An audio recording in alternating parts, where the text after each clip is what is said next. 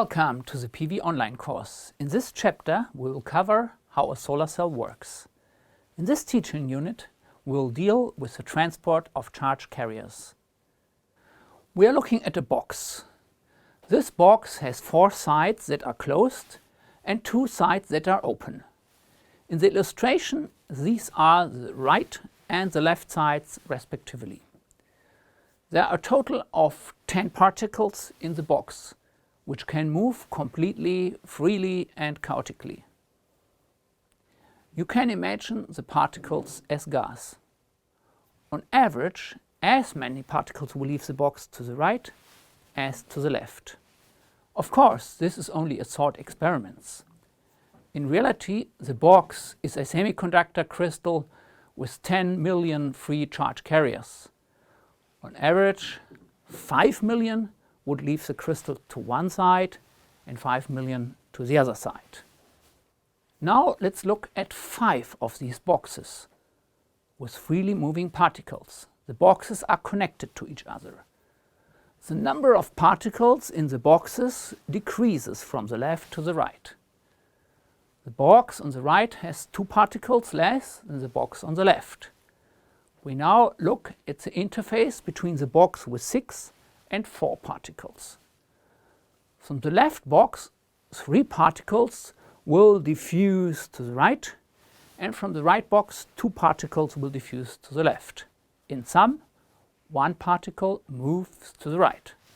So there is a particle flow of 1 particle to the right. This particle flow can be described by the diffusion law. The number n of particles diffusing through a given area A is proportional to the particle concentration gradient dN by dx. D is the constant of proportionality between the particle flow and the concentration gradient and is called the diffusion constant. The particles diffuse to the location with lower particle density. The direction of diffusion is therefore opposite to the direction of the concentration gradient. This is the reason for the minus sign in front of the diffusion constant. Diffusion takes place as long as there is a concentration gradient. The diffusion law is shown here once again. If the particles are now charged particles, for example electrons, the equation shown is obtained, in which both sides have been multiplied by E, the elementary charge. But E times A times dN by dt is an electrical current density. We got the diffusion current density of the electrons. Analogously, we get the diffusion current density of the holes. Here there is no minus in the equation.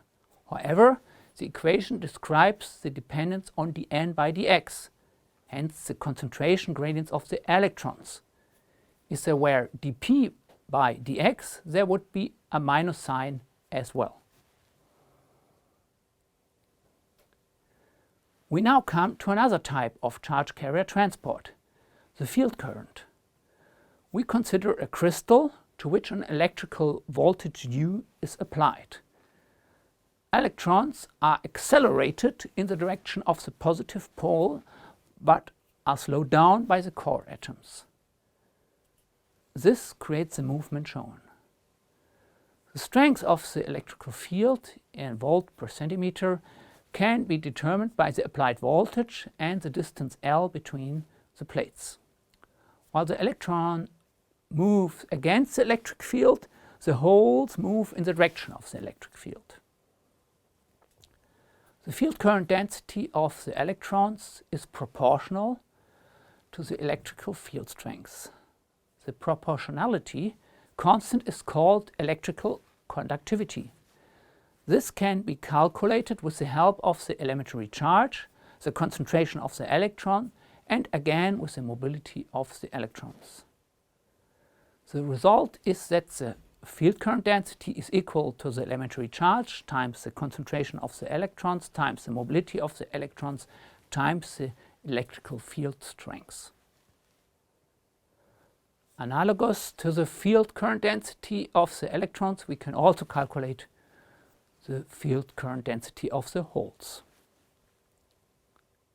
We conclude. The movement of charge carriers from higher concentration to lower concentration generates a diffusion current.